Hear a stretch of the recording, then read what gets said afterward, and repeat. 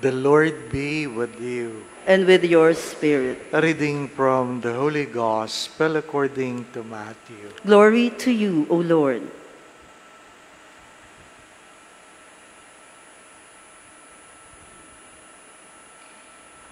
The disciples approached Jesus and said, "Who is the greatest in the kingdom of heaven?" He called a child over, placed it in their midst, and said, "Amen, I say to you, unless you turn and become like children, you will not enter the kingdom of heaven. Whoever becomes humble like this child is the greatest in the kingdom of heaven. And whoever receives one child such as this in my name receives me. See that you do not despise one of these little ones, for I say to you that their angels in heaven always look upon the face of my Father in heaven. What is your opinion? If a man had 100 sheep and one of them goes astray, will he not leave the 99 in the hills and go in search of the stray? And if he finds it, amen, I say to you, he rejoices more over it than over the 99 that did not stray. In just the same way, it is not the will of your heavenly Father that one of these little ones be lost."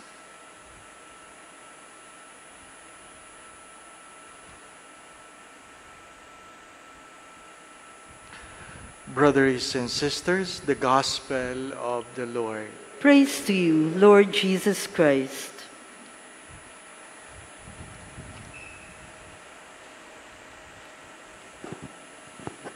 Yesterday, there was a gathering of retired priests in the seminary.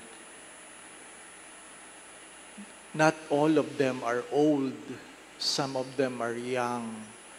They were made to retire for health reason. They were made to retire for health reason. And while watching them, joining them in their Eucharistic celebration, I cannot but ask myself, hanggang kailan kaya ako? Hanggang kailan kaya ako? You do not know. You do not know. You cannot look back and wish what you want should happen in the past. Wala na kayong magagawa sa kahapon. Yung bukas hindi nyo sigurado. Ang meron lang ay ngayon. How long? And the first reading of today speaks of how old Moses is. It's 120. Parang dinig ko kanina 190. 120. Ang retirement namin mga pari, 75. Dati 65, ngayon 75. Ay dahil kulang na ng pari. 120. Amoy lupa ka na nun. Hindi ka lang mukhang lupa, amoy lupa ka na, di ba? Pag tumatanda, napapansin ko, pag tumatanda, ayaw nang maligo. Di ba? Ang common observation, lamigin na. Ayaw nang maligo. Di ba? Tinitingnan ko, sabi ko, naligo kaya si kuya? Di ba? Hindi na nagsuklay. Di ba? Mukhang kababangon lang, hindi na naligo. It will come. It will come. Yung mga babaeng pa-blower sa umaga, wala na yan. It will come. But what is the relationship between the first reading in the gospel, being so old, and God wanting His people to be like children? By the way, in the Jewish tradition, women and children are not being counted. women and children are not being counted. That's why in the feeding, palaging the feeding of the 5,000, not counting women and children. So most probably, the feeding was more than 5,000. Hindi kasali ang bilang. You are nothing. Your vote is not considered. You're not even asked. Your opinion is not being asked. So, why did God selected a child? It is because formation never stops. What God takes delight on children is their attitude, the formable attitude, the docility of being a child. The docility of being a child. Ano po? Hindi dapat nawawala sa atin yan. Yung tayo ay patuloy na nakikinig, patuloy ang pagiging mapagpakumbaba. We continue to allow ourselves to be taught. Ano sabi nila? The illiterate of today are not the one who do not read and write. The illiterate of today are someone who don't want to learn, who cannot unlearn, and he cannot relearn new things. The illiterate of the day are the one who cannot learn. Hindi mo na pwedeng turuan. Sarado na ang isip. Sarado na. Hindi na nakikinig. Ayaw na magpatama. They are the illiterate of today. Punong-puno sila na sarili nila. Punong-puno sila na sariling kaalaman. Ayaw nang matuto, ayaw nang kalimutan yung mga bagay na mali, at higit sa lahat, ayaw pag-aralan yung mga bagay na dapat pag-aralan. We never stop learning. We never stop learning. Anong sabi nila? Palagi ko yung sinasabi, if you have not said the word lately, this is my first time, then you have stopped learning already.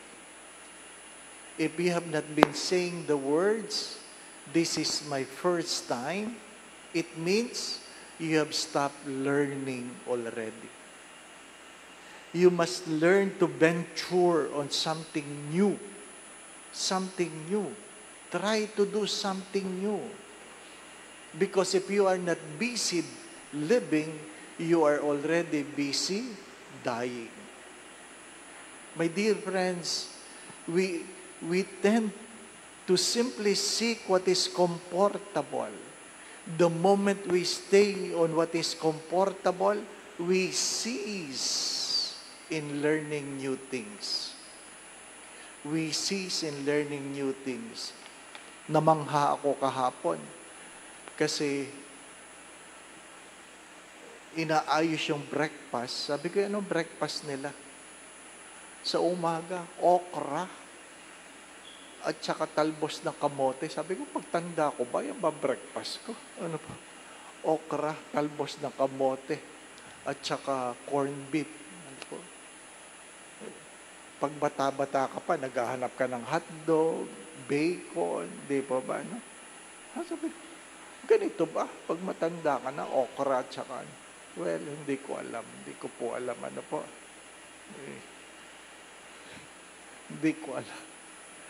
Pero, at least may natutunan ako kahapon bago, Ihahanda ko ng kalooban ko pag nag-retire ako, ito na lang, okra at saka talbos ng kamote.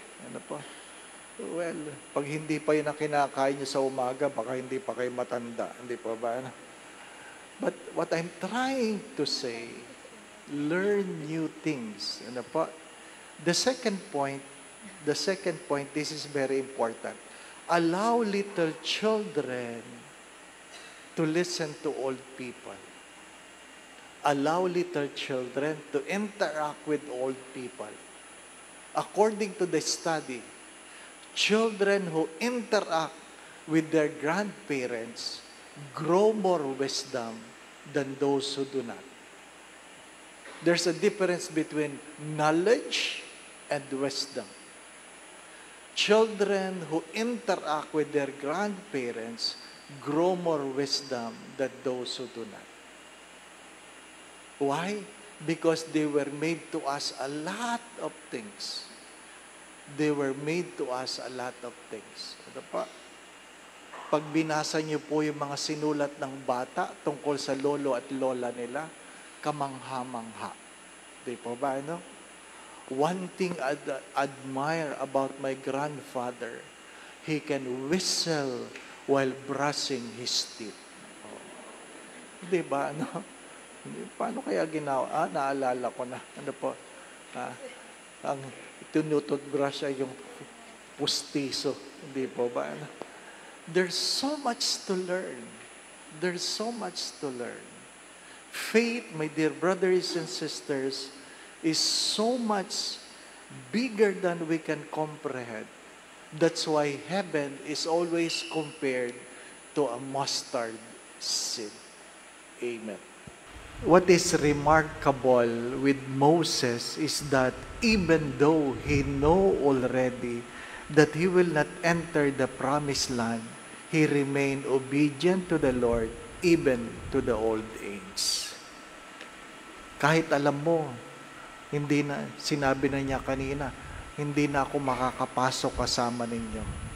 And yet, he remained obedient.